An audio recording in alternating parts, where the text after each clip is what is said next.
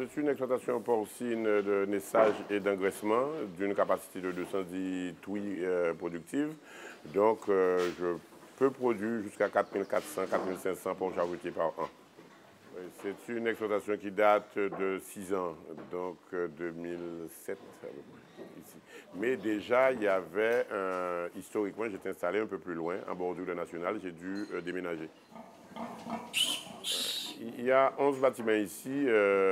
C'est quoi je vous disais il y a un instant, que le cochon c'est un nomade en fait, un peu intramuros mais nomade. J'ai 2 maternités, nurseries. J'ai 3 bâtiments de post-sevrage, c'est-à-dire les petits après être sevrés de leur mère, je les mets dans ces lieux dédiés. Ensuite, c'est porcelé, 2 mois plus tard, je les emmène en engraissement. Et 3 mois après ce transfert, je les emmène à l'abattoir. Je les livre à la coopérative qui les vend à l'abattoir. Et les mères séparées de leurs petits vont en bloc de saillie, Vera saillie. 21 à 42 jours plus tard, nous faisons une échographie et ces cochons vont en gestation confirmée. La destination de ma production, c'est avant tout pour la boucherie et un peu d'agrotransformation. Le volume de la consommation de viande porcine en Guadeloupe se situe à 4400 à 4500 tonnes. La Guadeloupe fournit 1600 1720 tonnes pour être plus précis. Donc il y a encore de la marge. Notre objectif, c'est d'ici horizon 2020, produire 50% de ces 4400 tonnes. Alors, le type de cochon qu'on a ici, et je suis tenté de dire plus ou moins en Guadeloupe, c'est du cochon dit industriel. Hein.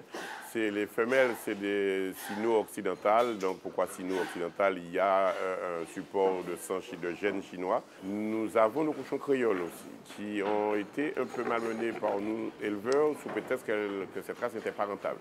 C'était peut-être une mauvaise vision ou un manque de maturité. Maintenant, nous commençons à considérer différemment cette race locale parce que c'est une viande qui a une qualité organoleptique nettement supérieure à celle que nous faisons. Et nous pensons, avec certains éleveurs, à créer peut-être un petit marché de niche.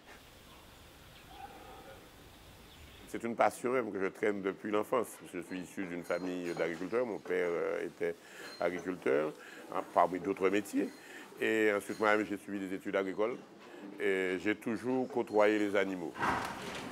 C'est un métier que j'ai eu la chance et le bonheur de faire par choix et par amour. Donc j'aime beaucoup ce métier.